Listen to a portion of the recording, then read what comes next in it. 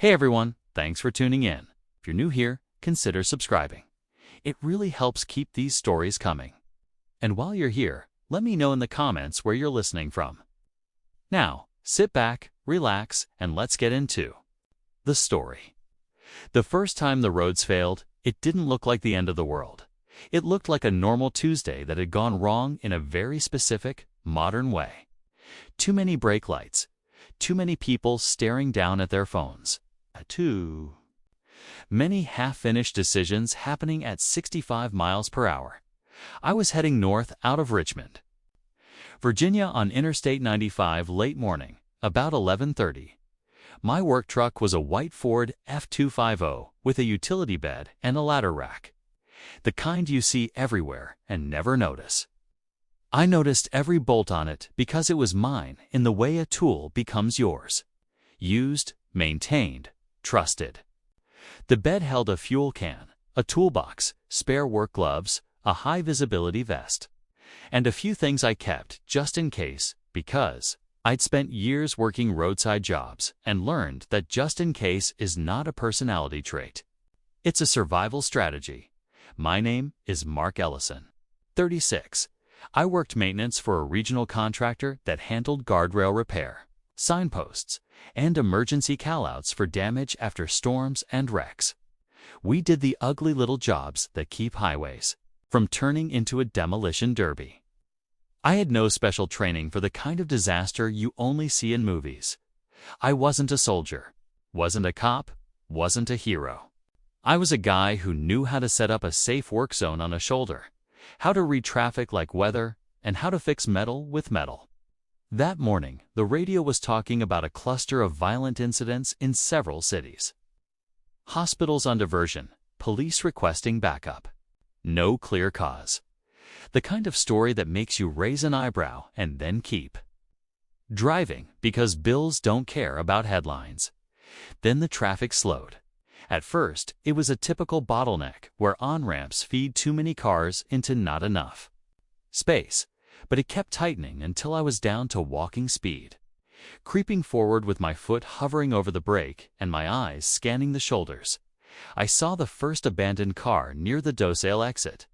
A gray sedan, driver door open, key still in the ignition, blinkers flashing like it was politely asking for help. No driver in sight, no crash damage, just left there like someone got out to stretch their legs and forgot to come back. 2 minutes later, I saw another. Then a delivery van with both rear doors hanging open. Boxes torn up like somebody had gone hunting for something specific. Then up ahead, a line of stopped cars that wasn't moving at all. People got out. That was the moment the day tilted. On a highway, you do not get out of your car unless you have to. It's one of those unwritten rules, like don't stand behind a horse and don't touch a running table saw. But doors opened up and people stepped onto asphalt like they were in a parking lot. A woman in a blazer pointed ahead. A guy in gym shorts walked between cars filming with his phone. Somebody leaned on a horn and kept leaning like the sound could force reality to change. I tapped my brakes and eased onto the shoulder, creeping forward in the narrow strip of safety beside the guardrail. I wasn't trying to cut in line. I was trying to see. About 300 yards ahead, a tractor trailer had jackknifed across 2 lanes. Not unusual by itself. What was unusual were the bodies. I don't mean gore. I mean people lying still in the road the way people should never be. A few others sat on the pavement, dazed, holding their heads. A man staggered in circles near the trailer's cab, hands up like he was trying to keep balance on a boat deck. Someone screamed, and then a person. At first I thought it was a man, but it was hard to tell at that distance.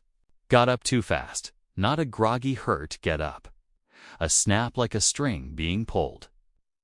He moved toward the nearest standing woman with a weird purpose, arms slightly out, head tilted down. The woman backed away, palms out, mouth moving like she was saying, "Stop, stop." The man didn't stop. I saw the moment it became a different kind of emergency. The woman tried to sigh deep, tripped on a drop backpack, and went down hard. The man went down on her like a tackle without any of the hesitation people have when they don't want to hurt someone. More screams. People surged backward. A couple of guys rushed forward like they were going to pull him off. One grabbed the attacker by the shoulder. The attacker turned his head in a fast animal motion and latched on. I didn't see details. I didn't need to. The guy who'd grabbed him jerked back like he'd touched an electrical wire. He stumbled, slapped at his own arm, and went down on one knee.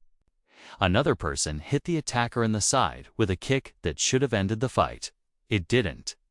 The attacker rose, awkward but relentless, and started toward the next nearest person. That's when I stopped thinking in sentences and started thinking in actions. I put my truck in park. I locked the doors. I rolled my windows up and I watched the crowd do what crowds do when the rules of safety change. Half ran, half froze, half tried to make it make sense. 3 halves, because panic does not obey math. People began running back down the lanes between cars, trying to get away from whatever was happening ahead. That turned a traffic jam into a human stampede, and stampedes are their own disaster. I saw a minivan try to reverse, bump the car behind it, then lurch forward and clip a door that was open. The open door folded. The person standing there fell and got clipped again by the next car that tried to escape. The shoulder was filling to dot people using it to run. Some were in business clothes, some were construction workers. One guy wore scrubs like he just left a clinic. He ran with his arms tight, eyes wide, and I saw something on his forearm that looked like a bite mark already swelling and ugly. My phone buzzed in my pocket. I pulled it out and saw the banner. Emergency alert. Not the usual weather alert, not an Amber Alert. This one was blunt. Public safety notice. Avoid physical contact with aggressive individuals. Seek secure shelter. Travel may be unsafe. It didn't say zombie. It didn't need to. If everyone knows.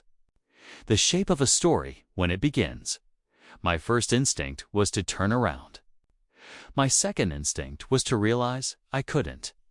Interstate 95 was locked. Ahead was chaos. Behind was a wall of cars. If I drove down the shoulder, I'd be driving into a stream of fleeing people. If I stayed where I was, I'd be a stationary target. In a metal box surrounded by strangers who might do anything.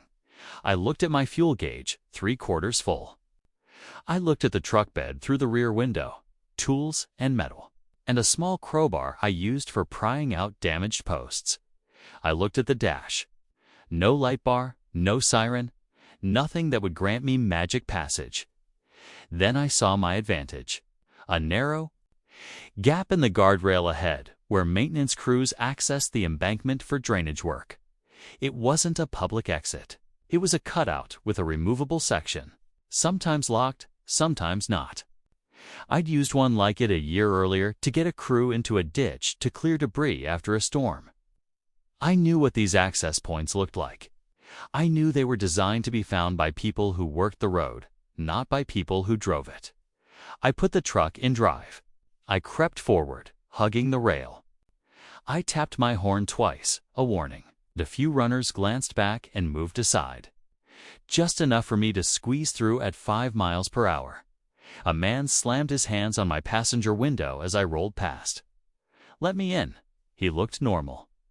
Normal means nothing. I didn't open the door. His expression twisted into something between rage and desperation.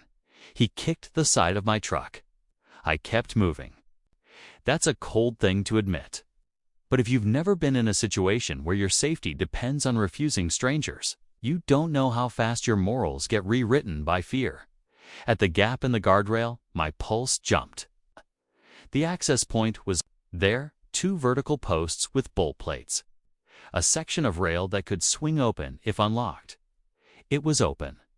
I turned the wheel, eased the truck through, and dropped off the edge onto the slope grass. The suspension bounced once, twice. The truck's tires bit into the damp ground and held. I kept a steady throttle, letting the four-wheel drive do what it was built to do. Behind me, a few runners saw what I'd done and followed, scrambling down the slope on foot. One guy in a hoodie slid on the wet grass and fell, then got up and kept running. I didn't stop. I couldn't tow the world behind me. At the bottom of the embankment, there was a service road. Gravel and packed dirt running parallel to the highway. It was for drainage crews and utility access. It led under an overpass and out toward a line of trees that separated the interstate from a patchwork of county roads. I drove hard enough to throw dust. For the first time that day, I wasn't trapped. I told myself that was step one: escape the jam, get 2 surface roads. Go home, lock the door, call family, wait it out. But home was north of the jam, and the jam was now behind me. And behind the jam was a wave of people and whatever those aggressive, unresponsive attackers were. I checked my phone. No service. Bars. Just a spinning wheel that meant the network was being crushed under everyone trying to do exactly what I was trying to do. Get information, get help, get a plan. The gravel road led to a maintenance gate at a county road. It was a chain-link gate with a padlock, the kind that says, "Not for you," to anyone who doesn't have bolt cutters or keys. I had keys. Contractors and state crews share access more often than the public realizes. You're responsible for a stretch of road, you need to get through gates. My keyring was a small hardware store of metal. Mailbox keys, padlock keys, utility cabinet keys. I stopped at the gate, jumped out, and my boots hit the gravel with a crunch that sounded too loud. I listened, in the distance. The interstate was a muted roar of horns and shouts. Closer, the woods were quiet in that unnerving way that means even birds are holding their breath. I found the right key on the second try. The padlock clicked open. I swung the gate wide enough for the truck and drove through, then stopped and got out again. I didn't close the gate. That was deliberate. If I needed to retreat back through this route later, I didn't want a locked obstacle. I left it open like a secret door propped with a brick. Then I drove onto the county road and headed east, away from the interstate. That was my first real decision. Not go home, but get away from the flow. When roads fail, they fail like blood. Vessels clogging. The big highways become arteries full of stopped vehicles. Smaller roads become capillaries, filled with people trying to reroute. If you move with that flow, you end up in the same jam somewhere else, just with fewer guardrails and more blind corners. I didn't want to be part of the herd. Herds get hunted by accidents and by predators. I took back roads through Hanover County, aiming for spaces with fewer people, industrial zones, utility yards, anywhere built for work instead of shopping. I kept the radio on, scanning for any station that still had a signal. I heard fragments: stay inside, do not approach, avoid hospitals, National Guard, then static. At one intersection, a school bus was parked diagonally across the road, blocking it. No driver, no kids, just a big yellow wall with hazard lights. Blinking dot at another, a line of cars was stopped behind a downed power line. People stood around arguing about what to do. A man held a phone out like a talisman. Nobody was actually moving. I turned around before I got close enough to be trapped. By early afternoon, about 2:15, I was low on one resource that mattered more than fuel: certainty. I needed a base. A place I could secure, regroup, and make a plan that wasn't just drive until the next problem. That's when I thought about my work yard.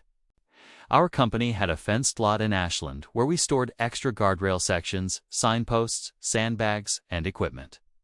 There was a small office trailer with a generator hookup, a lockable Connex container full of tools, and most important, perimeter fencing topped with angled barbed wire.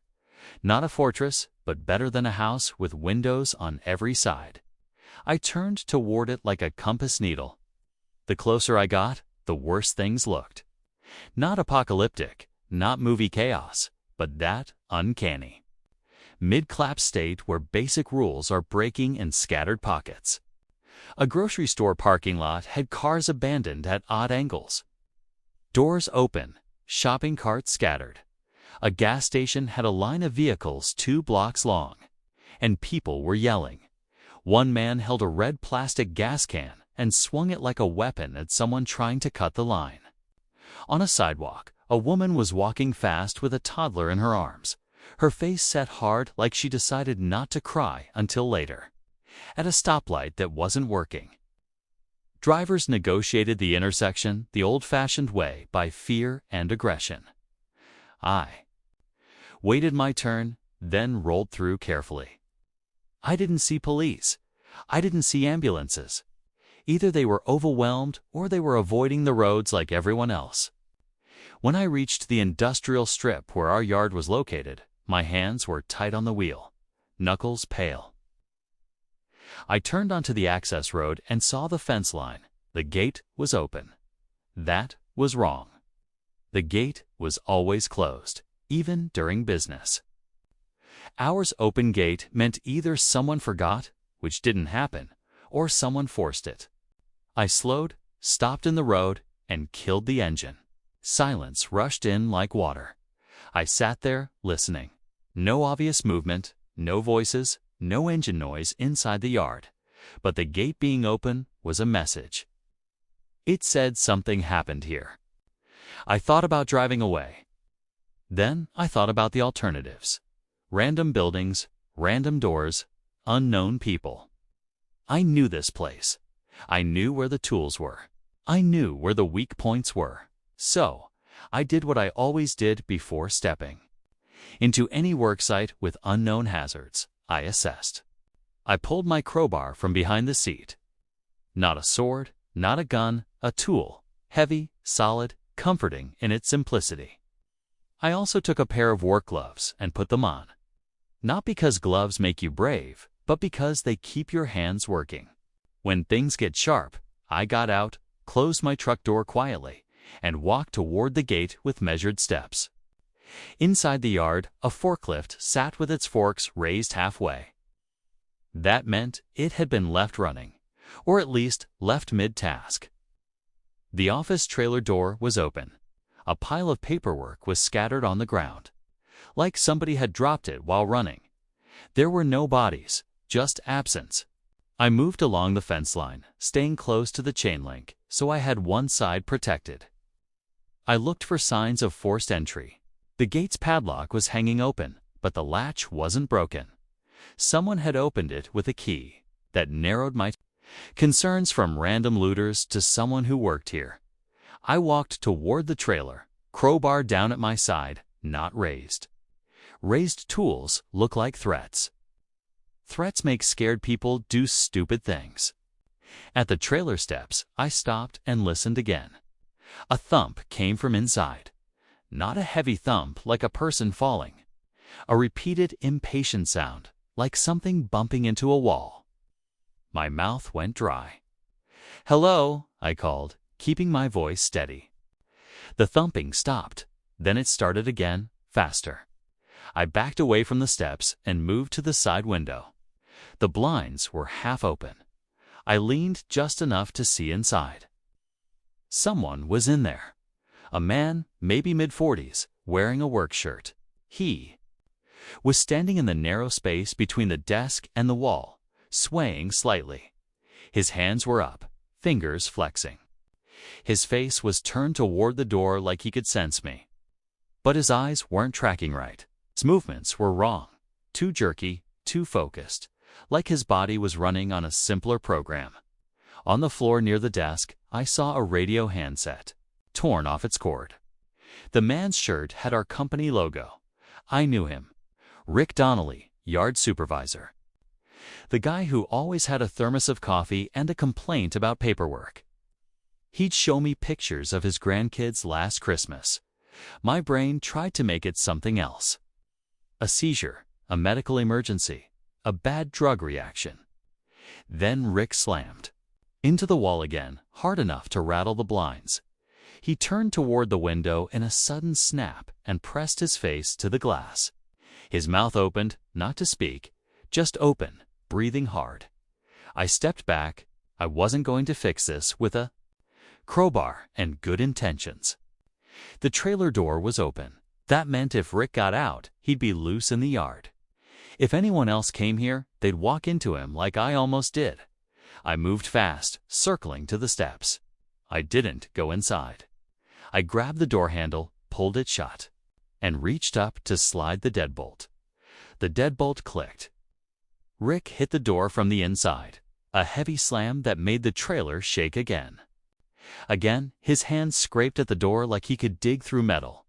I stepped back, heart hammering so hard I could feel it in my teeth. "Sorry," I whispered, and I meant it. Then I did what road crews do when something is dangerous and can't be fixed immediately. I marked it and secured the area. I grabbed a roll of orange safety fencing from a rack and strung it across the trailer steps. Not because it would stop him, but because it would signal, "Do not approach." I moved a stack of guardrail panels in front of the trailer door as a barrier. I parked my truck inside the yard and closed the main gate. This was my base now, whether I liked how it came to me or not. Inside the yard, I checked the Connex container. It was locked. My key opened it. Inside were tools, hardware, and a shelf with emergency supplies. Bottled water, a first aid kit, reflective triangles, and a box of old two-way radios we used for crews on large jobs. I took inventory like it was a job site. Water, 9 cases, each with 24 bottles. Food, not much. Some snack bars, a few cans of soup in the trailer kitchenette. If I could get them without opening the door again, which I couldn't. Fueled there was a small diesel tank for the portable generator, used during storm repair. It was a skid tank about 50 grams with a hand pump and a filter. Diesel stores better than gasoline, but not forever. Still, 50 grams was a lifeline. Power, a portable generator, roughly 5,000 W, enough to run lights, charge devices, and maybe a small heater, if it came to that. Security, chain link fence, barbed wire, 1 main gate, and a secondary pedestrian gate on the backside. Weapons, nothing official, but we had things that could become weapons. Hammers, pry bars, bolt cutters, a nail. Gun with a compressor, useful but not comforting. I sat on the tailgate of my truck and tried my phone again.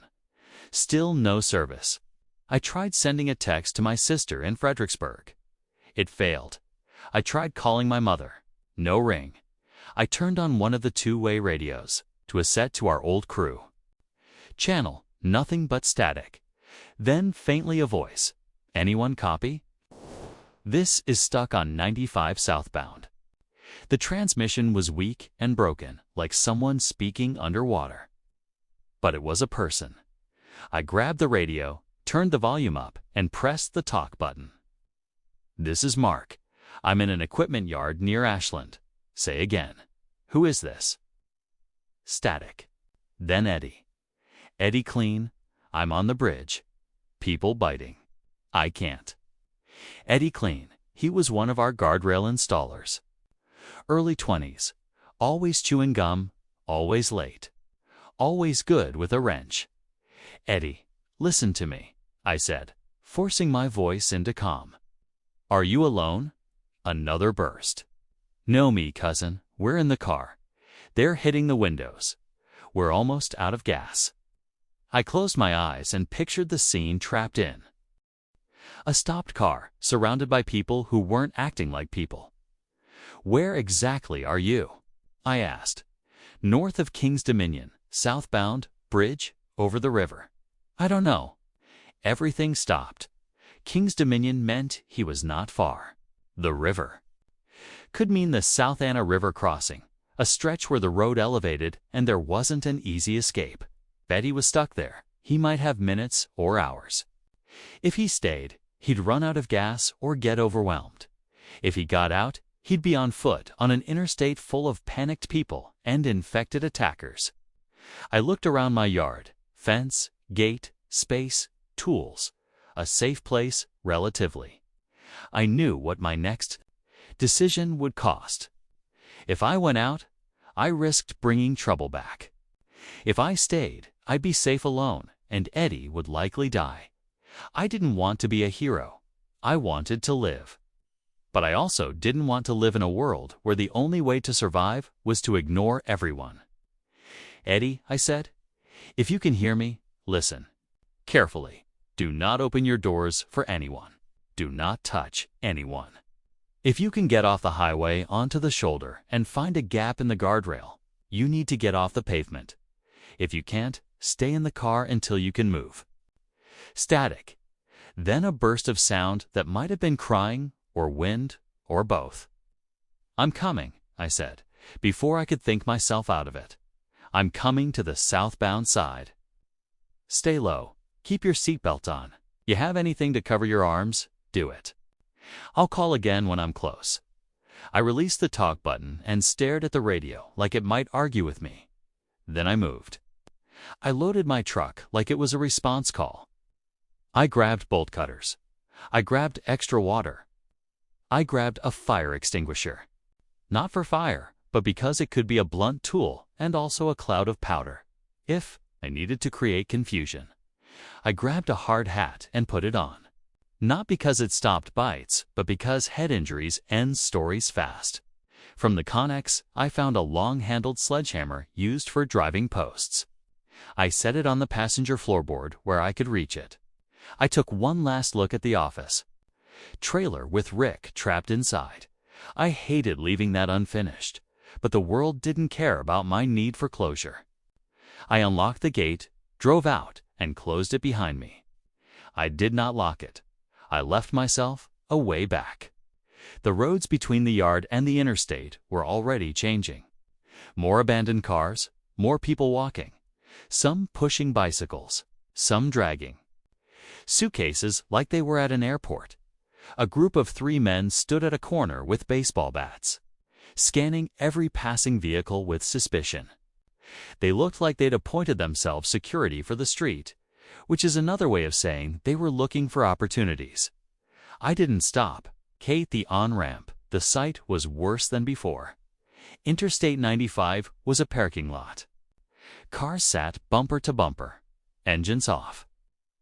Drivers standing on hoods trying to see. Some people ran along the shoulder.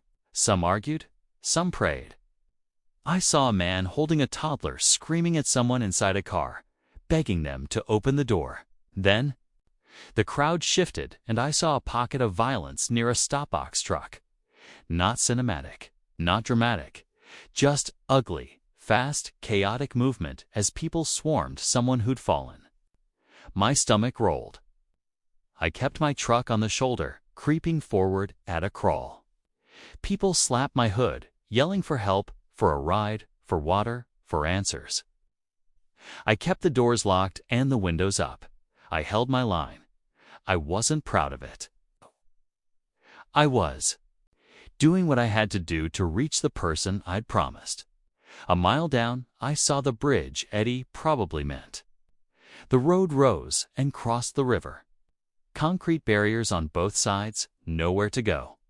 Cars were jammed tight. A few were angled like they tried to turn around and failed. The air shimmered with heat off the asphalt, mixed with exhaust and the metallic smell of panic. I saw a small dark sedan on the right shoulder with its hazard lights blinking. 2 figures inside, low in their seats. I keyed the radio. "Eddie, I see your car." "Stay down, I'm pulling in front of you." No reply, but I saw the passenger's head lift slightly, then drop again. I eased my truck forward and stopped a vehicle length ahead of Eddie's sedan. Angled slightly to block the lane-ide, giving him a narrow pocket of space. Then I did something that felt like stepping off a cliff. I got out. The noise hit me immediately. Voices, horns, distant screams, the constant low murmur of thousands of people in a confined space. The air smelled like hot rubber and sweat. I moved quickly to Eddie's driver door, staying close to his car.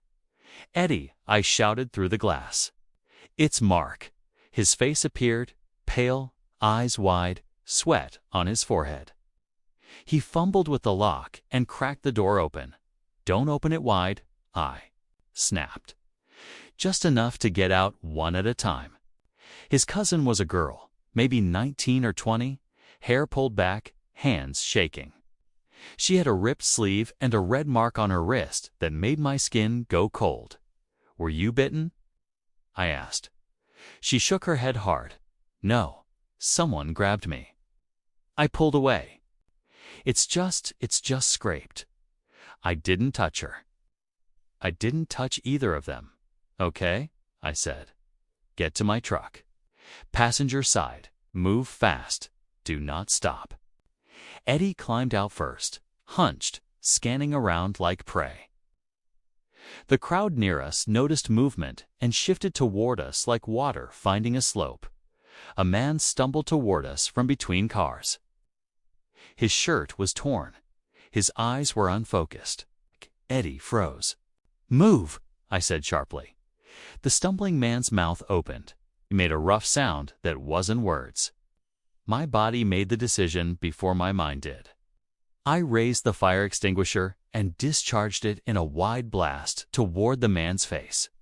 White powder erupted like a snowstorm. The man recoiled, hands up, head turning away. He didn't fall. He didn't stop, but he hesitated, blinded. "That way," I shouted, pointing to my truck. Eddie and his cousin ran, half ducking, and I moved with them. Crowbar in my right hand, now extinguisher in my left. Two more figures surged from the lanes. A woman and a man moving too fast to direct. Eyes locked on us, not like people trying to ask for help. Like people trying to close distance. I swung the crowbar once, not at her head, not at anything dramatic. I struck the woman's shoulder hard enough to redirect her. She stumbled, hit the side of a car, and bounced back upright with a jerky determination that made my throat tighten. This wasn't pain response behavior. Eddie reached my truck, yanked the passenger door open, and practically fell inside. His cousin followed, scrambling across the seat. I backed up, got to my driver door, and in that half second of exposure, I felt hands slap the back of my jacket, tugging, trying to grab. I twisted, slammed the door, and locked it. The truck rocked as someone hit the side. "Go!" Eddie shouted from the passenger seat. I put the truck in drive and rolled forward, using the shoulder, pushing through a gap between my truck and the concrete barrier. A man jumped out of the way. At the last second, yelling curses. I didn't look back. My goal was the same as before, the guardrail access gap. We reached it, and I swung down the embankment again, tires slipping slightly and catching. Behind us, a handful of people followed, sliding in the grass, chasing the idea of escape. I didn't have the capacity to shepherd them all, on the service. Road, I drove hard. And only when the interstate noise was muffled behind trees did I feel my lungs expand fully again. Eddie was breathing in short, sharp bursts. His cousin stared forward, eyes wet but unblinking. "What's on your wrist?" I asked. Her, keeping my eyes on the road. "I told you," she said, voice shaking scrape. "It's from a seatbelt buckle when I yanked away." "Show me," I said. She lifted her wrist. It was an abrasion, red and raw, but it didn't look like teeth. No punctures, no arc pattern. My stomach unclenched slightly. "What's happening, Eddie?" asked Mark. "What is it?" "I don't know," I said. And that was the honest answer. But it spreads by contact. That's what the alert said. We treat everyone like they might be infected. We don't touch anyone. We keep distance. We keep doors locked. Eddie swallowed. "Where are we going?" "My yard," I said. "It's fenced. It's got water and tools. It's not perfect, but it's safer than this." Eddie nodded, like he'd accept any plan that didn't involve being trapped on the interstate again. We reached the yard by late afternoon. I drove in, closed the gate, and finally locked it. I parked near the connects and shut off the engine. The quiet inside the fence felt unreal, like stepping into a room after standing near a waterfall. I looked at Eddie and his cousin through the windshield. 2 lives I brought into my problem. And then from the trailer, we heard it. A slam, then another. Rick was still inside, still hitting the door, still trying to get out. Eddie's eyes widened. "Who's that?" "Someone who used to work here," I said. "He's not himself anymore," his cousin whispered. "Oh my God." I got out slowly. "You two stay in the truck for a minute." I went to the Connex and opened it. "We're going to set rules," I said, talking loudly enough for them to hear. "Simple rules. We follow them every time. No exceptions." Eddie climbed out carefully. His cousin followed, staying close to him, but not touching him. I handed Eddie a pair of work gloves. "Put these on." He did. I handed his cousin a high-visibility vest. "Wear this. Not for safety from them, for visibility to me. If we separate, I need to see you." She put it on, hands trembling. I pointed to the fence line. "Perimeter is our first defense. Gate stays locked. No one comes in unless we decide. No one leaves alone. No one touches anyone else. If you're hurt, you tell me. If you feel sick, you tell me." Eddie nodded rapidly. Okay. I looked at his cousin. "Name?" "Lena," she said. "Lena Clean, Eddie's cousin." "Lena," I said. "I'm not asking you to be brave. I'm asking you to be careful. That's all." She nodded, a single controlled motion. We moved into the Connex container because it was the most secure space besides my truck.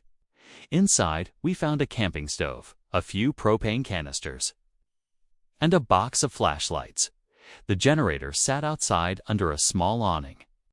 I didn't start it yet. Noise attracts attention. Light attracts attention. Attention was now a currency we couldn't afford to spend casually. We ate snack bars and drank water sitting on overturned buckets. It felt like a break on a job site. Except none of us made jokes and nobody checked their phone. As the sun lowered, the yard's shadows lengthened across the gravel. The world outside the fence made distant sounds. Sirens far away. Occasional gunshots that I tried not to count. And the steady hum of a city coming apart in sections. Eddie finally spoke again. "My mom's in Fredericksburg," he said. "I need to call her." I tried my phone again. Still no signal.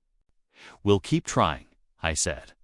"But you need to accept something right now. The network might not come back for days." We plan like we're on our own. Lena stared at the car next wall. "My dad's a sheriff's deputy," she whispered. "He'll come for us." I wanted to say yes. I wanted to give her that comfort. But I'd been on enough storm call-outs to know what happens when systems are overwhelmed.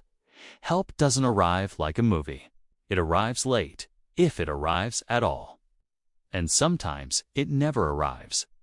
Because the people who would help you are fighting their own fight somewhere else.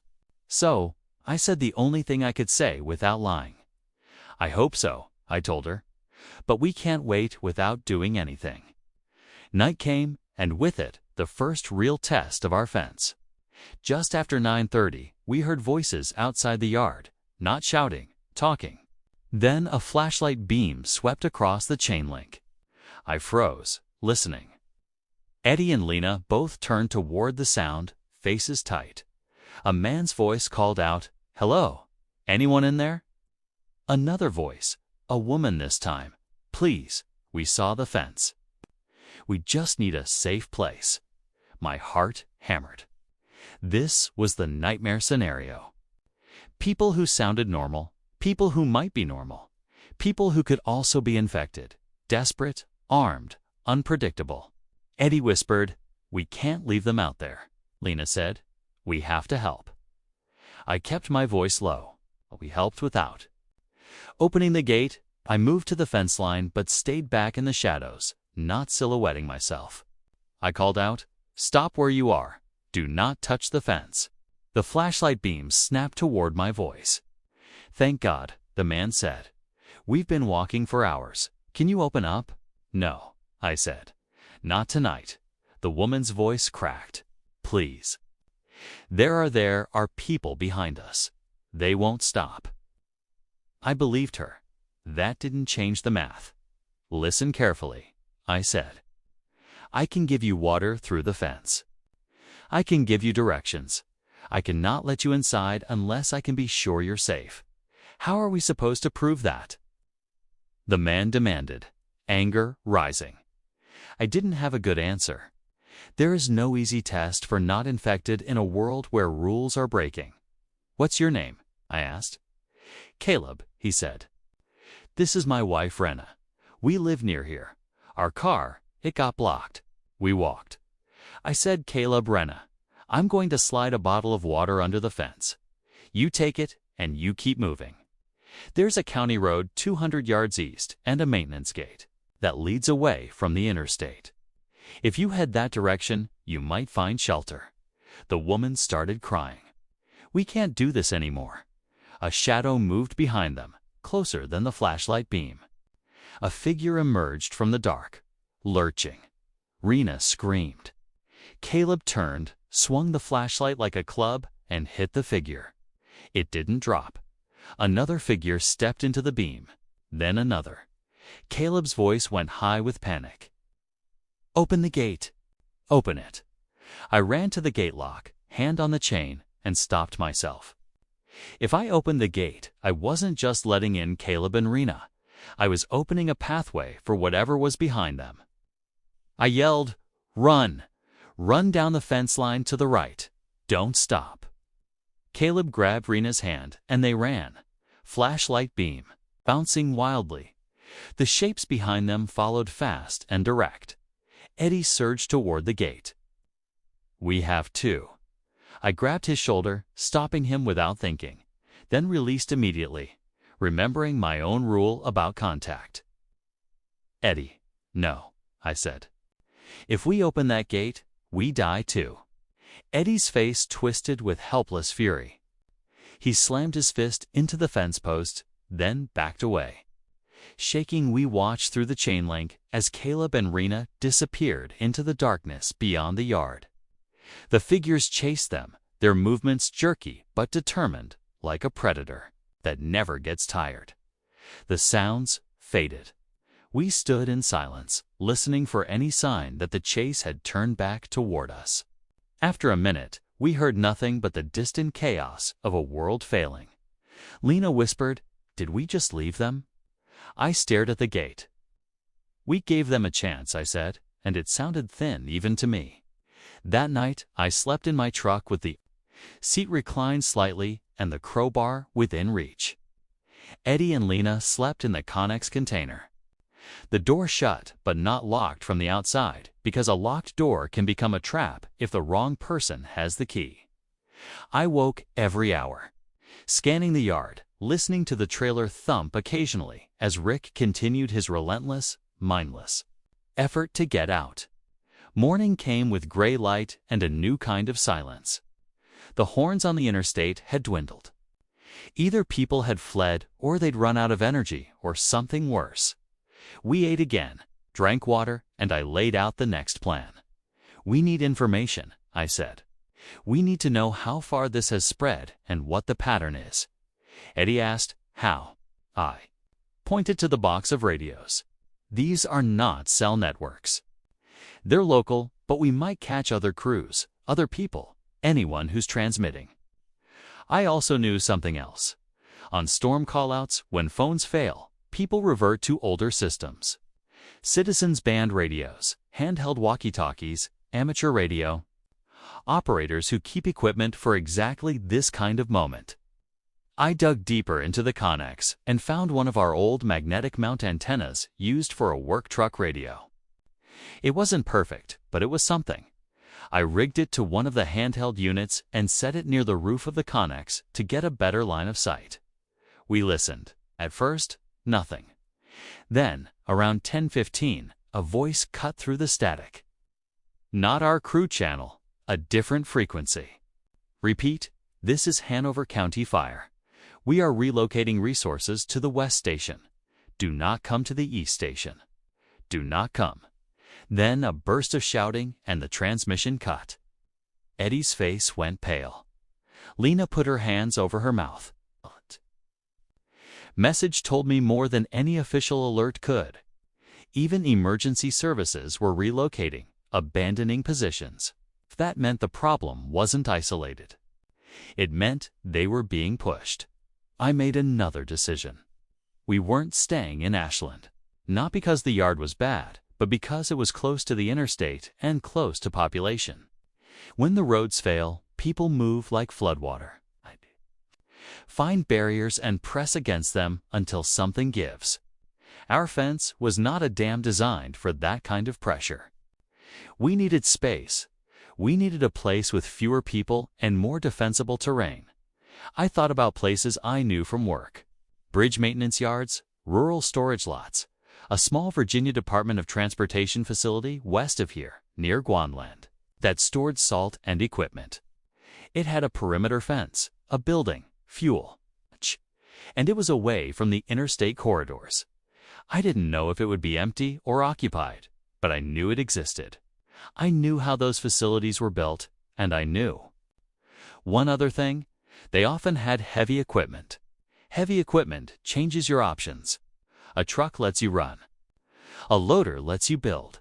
So we packed. We took water, tools, the radio, the generator. The diesel from the skid tank transferred carefully into approved containers. And as much food as we could scavenge from the trailer without opening the door. That meant we got almost nothing from inside. I wasn't letting Rick out, and I wasn't going in. Before leaving, I did one last hard thing. I approached the trailer door, listening to Rick slam against it. "Rick," I said quietly, not expecting an answer. "I'm sorry." Then I reinforced the barrier. More guardrail panels, stacked heavier and tighter. Not because it was humane, it's because it was necessary. We drove out around noon, heading west on smaller roads, staying away from the interstate. I took routes that paralleled old rail lines and cut through wooded areas. When we encountered stalled cars, we turned around. When we saw groups of people walking, we slowed and watched carefully. Windows up, doors locked. A few tried to flag us down. We didn't stop. Every time we passed someone, Eddie looked like he was swallowing something sharp. He wasn't built for turning away from people. Neither was I, if I was honest. But the world had changed faster than our consciences could keep up. By mid-afternoon, we reached the Virginia Department of Transportation facility. I remembered it was near a secondary highway surrounded by trees with a tall chain-link fence and 2 gates. The main gate was closed. That was good. Then we saw the sign on the gate. Authorized personnel only. Also good. Signs don't stop disasters, but they keep casual curiosity away. Less traffic, less risk. I parked on the road outside the facility and scanned the interior through the fence. A salt dome sat like a white hill under a fabric roof. A maintenance building with bay doors, a row of yellow trucks, dump trucks, plows parked in an orderly line. A front-end loader with a bucket big enough to swallow my Ford. No movement. No voices, no obvious bodies, but I didn't assume safety. I'd learned that the absence of noise can be a trap. I got out slowly, crowbar in hand, and walked the fence line to a side gate. These facilities often had a pedestrian gate with a padlock. This one did. I tried my keyring. None fit. I looked at Eddie. Bolt cutters. He handed them over with shaking hands. I cut the padlock. The metal snapped with a sharp clack that echoed in the quiet. We went inside the fence. The air smelled faintly like diesel and salt. The gravel crunched under our boots. We moved as a unit, not spreading out. Staying within a few feet of each other, but not touching. We checked the building doors, locked. We checked the bay doors, closed. We checked the office windows, dark. Then we found the first sign of life. A radio on a workbench inside an open-sided shed was still on, hissing static. Next to it was a coffee cup, half full, gone cold. Someone had been here recently. I held up a hand, signaling stop. Eddie whispered. Maybe they left or they're hiding, I said. We moved toward the maintenance building. I tried the door locked. I looked up at the roofline and saw a security camera. That meant there might be a control panel inside. It also meant there might be someone monitoring, but that seemed unlikely. I circled around to a side window and peered in. The interior was a workshop, toolboards, shelves, a desk. No one visible, but on the floor near the desk was a set of keys. I went still. Keys on the floor suggest hurry or struggle. I didn't go inside. I didn't have access yet. Anyway, I stepped back and looked at the heavy equipment row again. The front-end loader's cab was closed, keys likely in a lockbox. Somewhere, the dump trucks were locked. Then, I noticed something else. The main gate had a chain, a padlock on the inside. That was normal, but the chain looked newly cut. The padlock replaced with a different one. Someone had secured this place after something happened. A defensive move. I scanned the building again, eyes catching on a small sign near the office door. Emergency contacts with a list of numbers useless without phones. I turned to Eddie and Lena. We might not be alone. Lena's voice was small. Should we leave? I waited.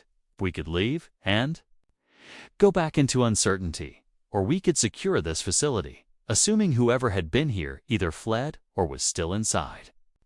I made my choice. We take it slow, I said. We clear buildings before we settle. We do not rush.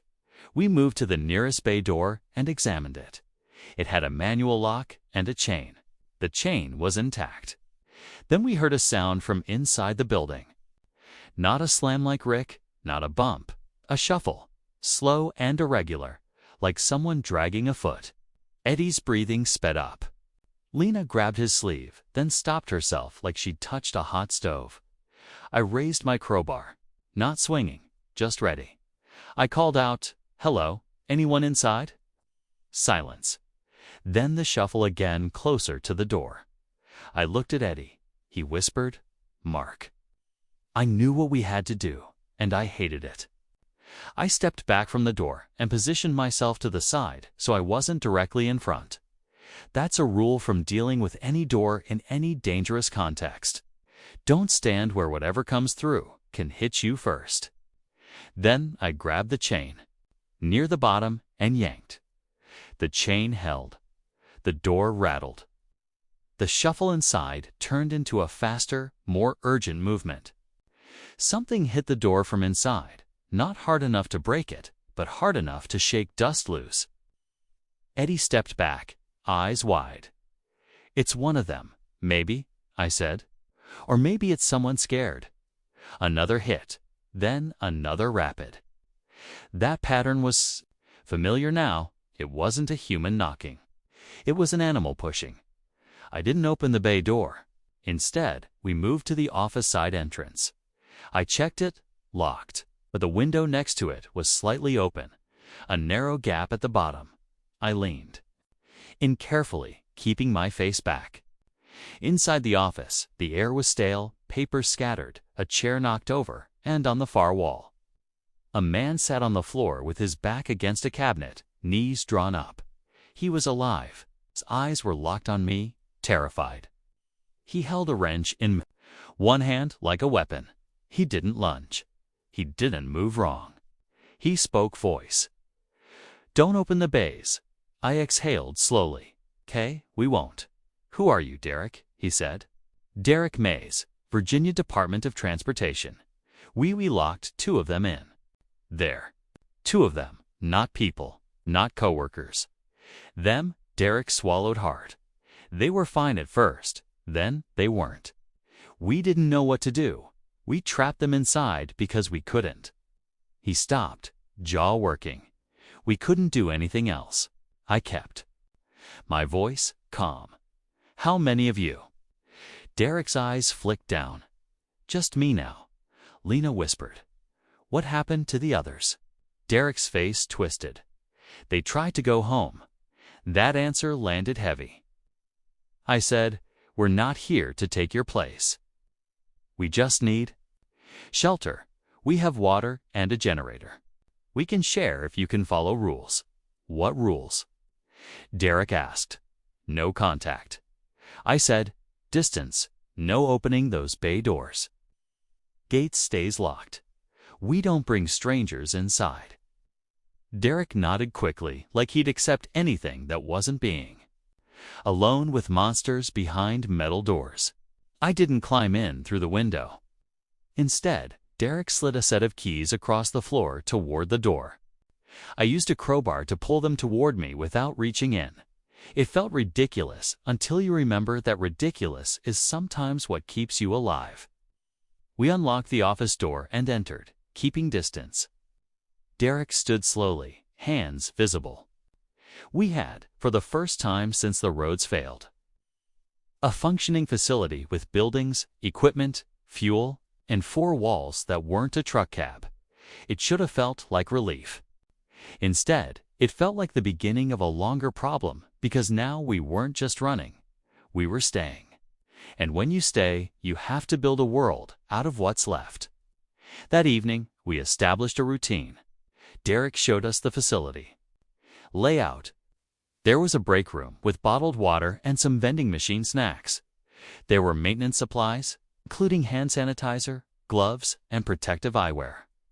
There was a small backup generator with a transfer switch setup designed to feed critical circuits, lights, radios, and a few outlets.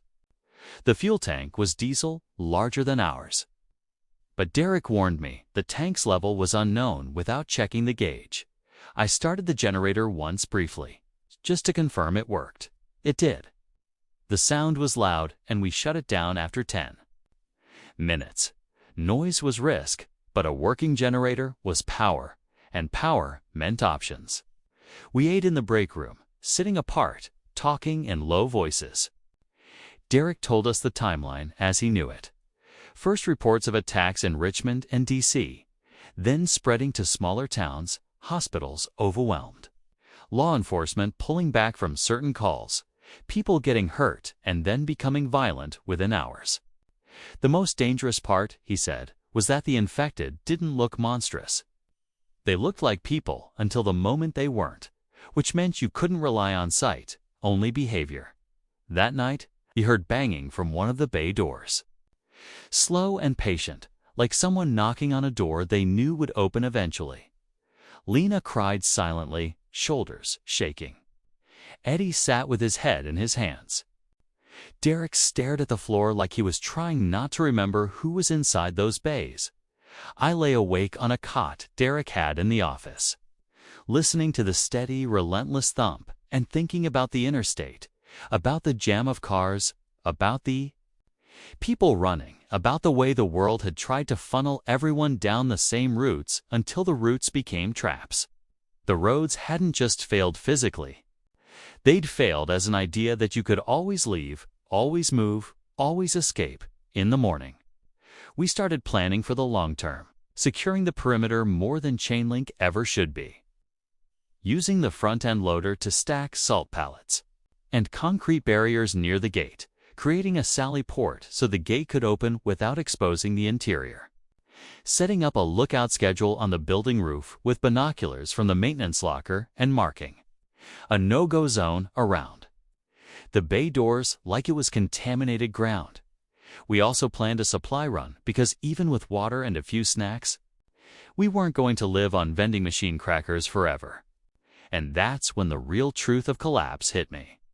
Running is only the beginning.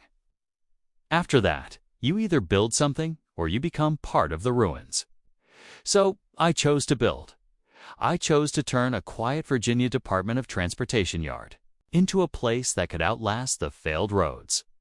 And I chose, despite everything I'd seen, to keep one last rule in my head. One I didn't say out loud because it sounded too hopeful. If we were going to survive, we had to become more than people hiding behind a fence. We had to become people who could move through the broken world without becoming it. Because the day would come when the roads would open again. Not because someone fixed them, but because the cars would be empty. And when that day came, the only way forward would be the same way it always was, even before the world ended. Step by step. Eyes up, hands steady, and never ever assume the road is safe just because it's there. Thanks for listening. If you enjoyed this story, don't forget to like and subscribe. Your support keeps these creepypastas coming.